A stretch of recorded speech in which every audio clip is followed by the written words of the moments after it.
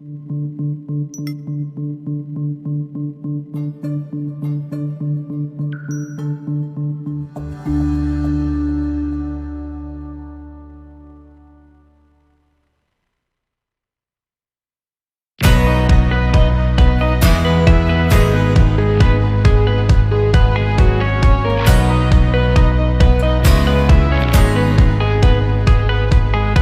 if you had a hobby you enjoyed so much you wanted to include all of your friends?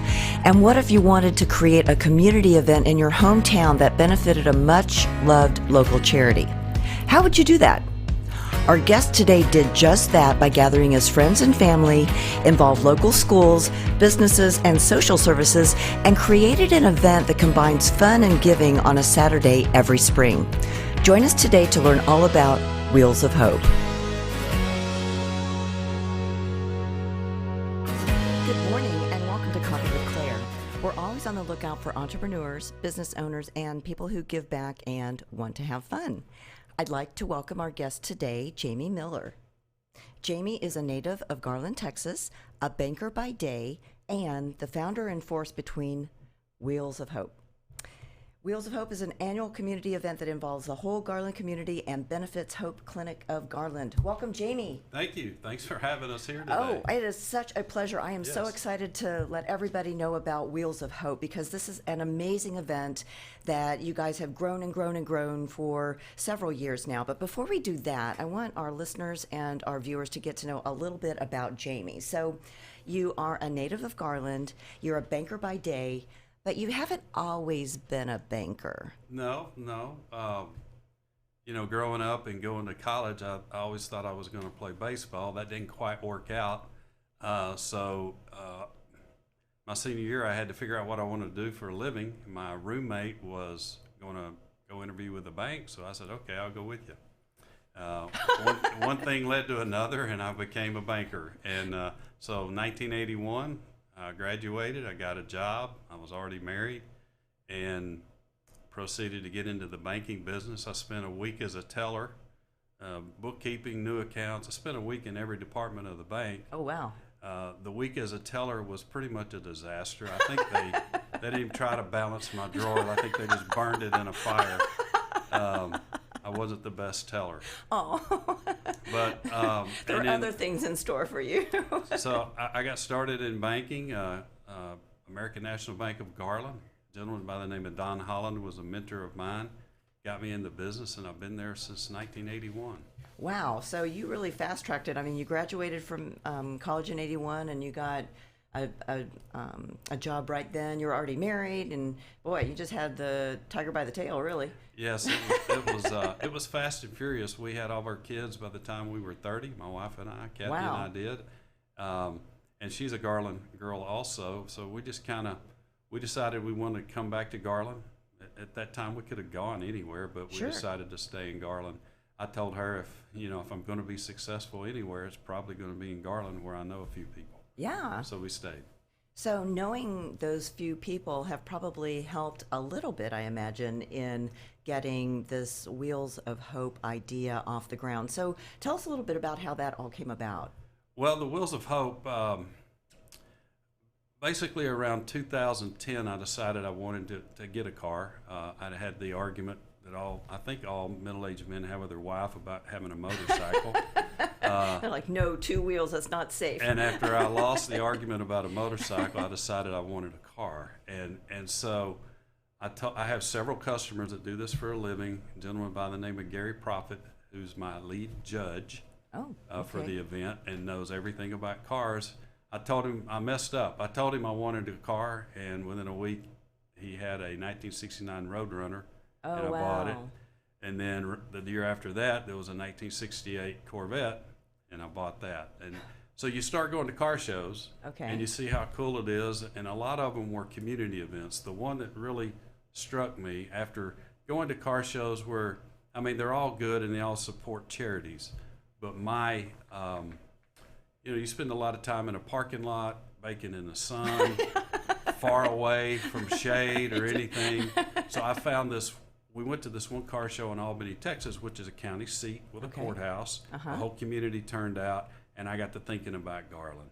And the good thing about Garland is we have a square, but there's not a courthouse in the middle of it blocking your view. It's wide open. So I thought Garland would be the perfect place. And I got to talking to my customers, and just about every one of them had a car. So I thought, well, just with my customers and I, we can have a car show. Sure. You know, we took 18 months to plan the first one because I Wow. wanted it to be nice. I wanted it to be organized, and I wanted it to be an event. And we sought the Hope Clinic to be our beneficiary. I was on the board at the Hope Clinic at the time. And just one thing led to another. So Wheels of Hope came about, and it supports the Hope Clinic. So let's tell our audience a little bit about Hope Clinic and how Yes. you help support them. Absolutely. You know, I've been involved with just about every charity around the community over these 40 years. But the Hope Clinic was a special one. Not only is it a place where people can go to get health care that need it. It's for people of Garland that are needy, that need health care. But it also has a great Christian ministry outreach that goes with it. And those are two things that, you know, it's easy to get your heart around. And so serving on that board, and of course the people that volunteer, the board, and the people that serve within the clinic are the most dedicated people you will ever find. 7,000 patient visits a year Wow. currently. It's grown quite a bit. As you can see, it provides a great service to the community in addition to the Christian ministry. And it was just real easy to get your heart around that. And so becoming involved with that and thinking about doing a car, I have to admit, I originally thought about doing a car show just as a car show, just for all of us grease monkeys. You know? and then I thought, well, we could probably raise some money. I went to the Hope Clinic. They wrapped their minds around the concept of a car show, and I told them, okay, y'all raise money all the time. I don't want anybody from the Hope Clinic board. I don't want you going to any of your same old customers and supporters to raise money yet again for Hope Clinic. I'm going to go out here and find a whole new subset of people that are interested in car shows that would also be contributors to the Hope Clinic. So the way I wanted it to come together, I didn't want to start another event and then us go to the same corporate sponsors to hit them up for the third or fourth time in a year to do an event. So the way this came about, we were able to do that. The Hope Clinic is great. They provide up to 30 volunteers for us Wow. for the event, and it's become a great event and one of the top fundraisers of the Hope Clinic. And what a gift for them, for someone to come and say, I want to raise money for you, but guess what? I don't want you to have to work really hard to do this. And furthermore, I'm going to use my sphere of influence to bring in money from people that maybe haven't heard of you before or have heard of you but don't really understand you. And so you're like their advocate and their prophet, really, to get out Exactly. there and bring that new energy into something that's already amazing and existing. And, you know, when you're working with a organization like that, you are spread so thin. So having that offer of, I don't want you to do any extra work, must have just been a godsend for them. You know, it was, although they'll probably differ now because they're more involved. You know, they handle all the money. All the money goes straight to the Hope Clinic, Wow. goes straight into the account. And so there's a little accounting they have to do. And then, like I said, they volunteer. They send 30 volunteers out the day of the event. And so it has just kind of evolved into this. I think one of the things I should mention is when I started putting together, thinking about how I was going to put together a board, because, you know, it needs to be bigger than any one individual. So I started thinking about putting together a board. I went to several people. One of the first people I went to was Assistant City Manager Martin Glenn, because we needed the square. We needed to Right. block it off. We needed barricades. We needed, you know, porta potties. We needed some security. And within 5 minutes, Martin Glenn was all in. Wow. So we've got such great participation from our city. We've got great participation from the Independent School District, the Garland Independent School District, which, by the way, includes the cities of Saxe and Rowlett. Oh, okay. And not a lot of people know that, but it's the 3 cities that are covered within the Garland Independent School District. and through that, we have brought in talent. It's immense talent within the district that kids have, but you might not get to see it all the time. For instance, the South Garland Auto Body Shop. These kids go to the wrecking yard, they pick out a hood. It's usually torn up, and they have to clean it up, refinish it, paint it, and they get to paint it with whatever artistic design they want to paint. And these kids are the most creative kids ever. Well, as it turns out, they go to state every year. They win tons of competitions, but nobody would know it. Yeah. So when I was at the facility and saw the hoods hanging from the ceiling, I said, I want those hoods in the car show. And so the kids have been part of our show every year. They That's put their amazing. hoods out, and they've gotten more acclaim and more notoriety, so to speak, within the city from people who didn't even know that program existed. And so it's a great way to bring attention to kids that work. I mean, they work just as hard as the football team or the athletics, probably harder and longer hours, but there was no good way to bring them notoriety or attention. And so we have found a way to do that with the car show. So you're including the entire school district in in your organization, Yes. as well as grooming future people that would be interested in donating to the cause as well, because you're supporting them when they need it. So it's like you're growing these little spider legs of help for all of these different people by one Right. thing. It has So been the that's- remarkable part of the show. It's just Number spreading. one is the interest people had to volunteer, and Yeah. and I kid, if your name is in my phone, then you're automatically on the board of directors for the Wheels of Hope, because I will call on you. I will need you for something at some time. It's kind of a joke. Everybody's on the board, but we have a lot of people that show up to our 6 or 7 board meetings a year to plan this thing. I can't tell you how much support we get from the school district. You couldn't write a check for that. Yeah. And I can't tell you how much we get from the city. We couldn't afford to pay for that. The fact that all this is coming together from the city's viewpoint, the great and positive attention it's brought to downtown Garland and the merchants and vendors, every restaurant downtown tells me it's their biggest day of sales of Oh, the year. wow. Yeah. And so they all want me to do another one in the fall. Oh, how do you feel about that? Well, between myself and my staff, we're going to stay with one. Okay. For now. That's fair. But it's a good event. The point is not to overblow it too much, but it's a good event. Last year, the city estimated we had over 6,000 people that showed up the day of. Wow. We had 230, 240 cars last year. This year, after 7 weeks of horrible weather, and tomorrow's going to, the event's supposed to be nice. We're hoping that the crowds are big again. They have been every year, and we're going to continue. Hopefully, great show.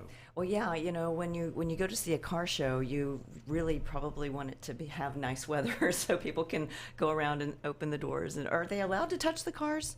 No, Okay. that's a no-no. It's Okay. a universal no-no in the car show business. You don't lean on the cars. You keep your kids off of the cars. You Okay. can't climb on the cars, because a lot of these people spend untold amount of money Heck on their yeah. paint jobs Yeah. and Don't getting want them it scratched. perfect. And if you ever get to a car show early, you're going to see everybody with rags and polish. They're making their car perfect because they want everybody to see their car when it's perfect. And so we encourage everybody. As a matter of fact, we hand out little placards that say "Do not touch." Okay, so that everybody has knows. one. Yes. Okay, good. Well, duly noted. Do not touch the cars. Yeah. Don't sit on the hood. No. Oh, no. Yeah, that I'm sure that would make them very angry. So we don't want to have angry classic car owners. So why classic cars out of all the different kinds of cars that are out there? Honestly, I like the classics. When we say classics, it's to me the classics are pre-72. Okay. Although we have classes for cars that are older than that, there are now car clubs that have 2016 Chargers or Camaros or Mustangs. You have the late model car clubs that are out there, but there's just such an interest by the public. The vintage aspect of these cars from the 70s back, the big motors, Yeah. fast cars, crazy color, the Mopar purples and lime greens, and there are just Orange. so many different aspects of that. It just was a significant time in history where cars were more than just transportation. They were, they were kind of your pet almost. And so that's why there's such a huge industry in collecting and buying and selling them. The Mecum auctions, the Barrett Jacksons of the world. There's millions and millions and millions of dollars that change hands when people buy, fix, sell, trade their cars.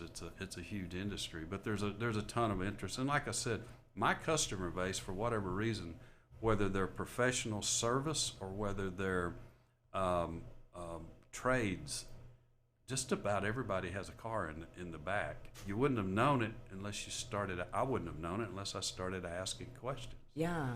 And I just noticed more and more of them have a car somewhere, either in their garage or in the back of their warehouse. So I think Garland's a great place for a show like this. But we have people that come from all over the state, from out of state. We've had people from Oklahoma, from Houston, Stephenville. So the event is getting some notoriety after That's awesome. after 5 years, and we just hope to continue that. So you've been around for 5 years, and this has really grown organically from your heart and your idea. And look at what you've done now. I mean, look at how big it is, and it's growing every year. And you rely a lot on volunteers beyond the bank, beyond the Hope Clinic. And so, where do people get the opportunity to volunteer? How do you find them?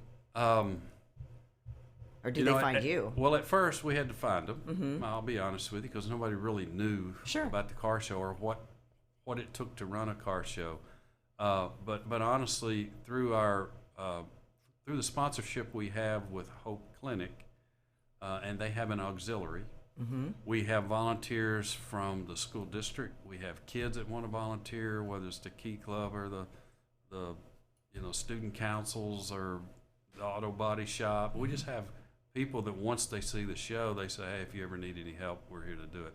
And then we just have random individuals. I've got a neighbor who's not part of a group, but he volunteers every year because he just wants to come be a part of the thing. And so it's just, a lot of it is, if you know our coordinator, Dana Cooper, or if you know me, you're probably going to get drug into it somehow. So it's like, okay, come on, you're my friend, let's go. Exactly. But you know what? Everybody that helps you feels good about it. And that's really one of the core things about being a human being, is that, we feel good when we help other people. And if we're able to really impact the community of Garland, and I mean, what happens at the Hope Clinic saves thousands, I guess millions of dollars, really, if you think about those folks not going into the emergency room because they're able to go to the Hope Clinic. So you really are doing a service way beyond a one-day fundraiser.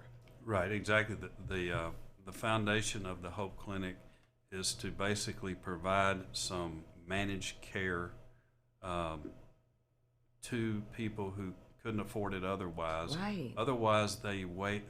The tendency was to wait until they were critically sick and then have to go to the emergency room, which, as you know, is a very expensive way to treat it.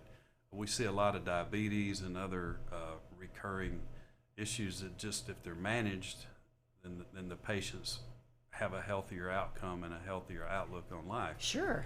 If they're not managed, it can be critical. And so the Hope Clinic is so great. And I should mention that the physician community is great to support Hope Clinic. There are doctors that have volunteered their time, dentists. We have so many hours of volunteer time, and I can't even count them all. And then we have a few people paid on staff that run a successful professional organization. We do fundraising, as you know, because it's tough. Sure. The sources, we're funded by this program or that program, and then all of a sudden that program is canceled, and we have to find new funding sources. So for the Hope Clinic, it's vital that they have fundraisers. It's vital that you have something you can do from year to year that can raise a little money to help with the effort. And I have to say this, the Hope Clinic, for every dollar they receive, they give $6 of service. Wow. And that's a verified That's a pretty number. good ROI. That's a verified number, and the money goes right to helping people. So you're able to have this phenomenal, really fun event every spring that brings all of these people together from all over the country, and it's a really big celebration of giving back, but it's also a party. You know, you've also got a lot of activities going on. You've got, of course, the kids with the hoods, you've got the cars, but you've also got a pretty big music Yes. kind of influence too. The first couple of years, my son, who's in Nashville, has a band, and they would play. Him and a local artist, Chaz Marie, played the first few years.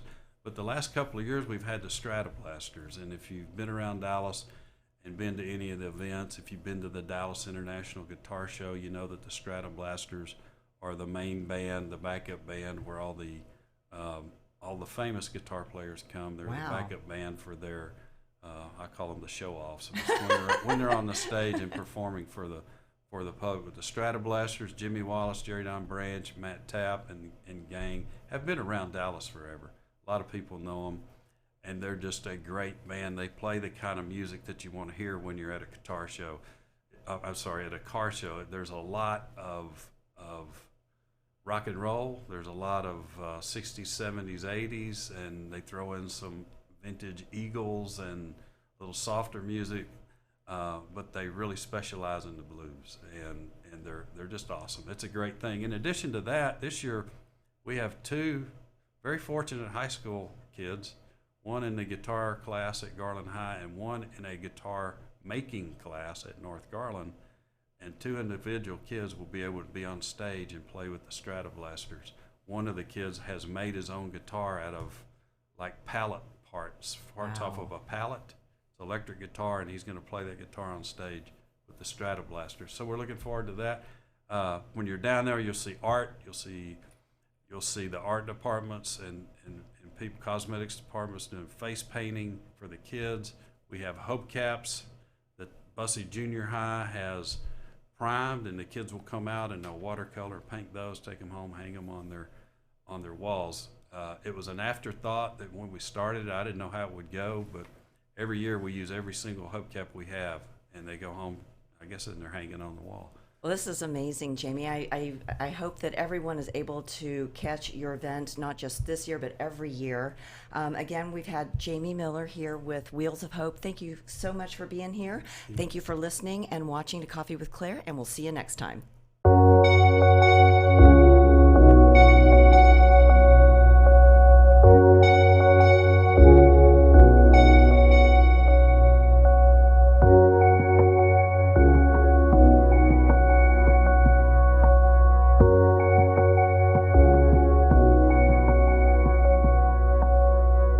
Thanks for tuning in to this week's episode of Coffee with Claire. To learn more about today's guests, visit their website or find them on Facebook. To learn more about me, Claire Billingsley, follow me on LinkedIn or visit my website at coffeewithclaire.tv. And to hear more episodes of Coffee with Claire, subscribe, rate, and review the show on your favorite podcast and social media platforms.